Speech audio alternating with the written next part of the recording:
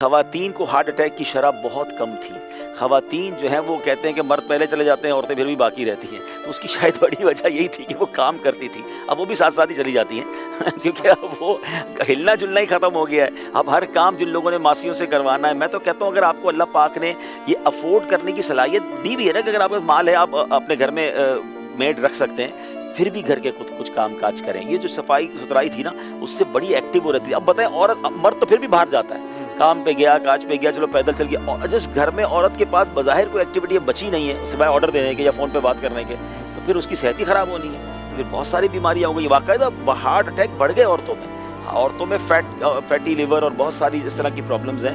تو آپ کو اسمارٹ رہنے کا ایک باقاعدہ قدرتی ورزش ملی ہے. اچھا پھر ایک اور بات ضرور ہے کہ جو عورت کچھ نہ کچھ گھر کا کام زیادہ کرے تو اچھی بات ہے، کچھ نہ کچھ کرتی ہے نا تو ہر دل عزیز بھی بن جاتی ہے.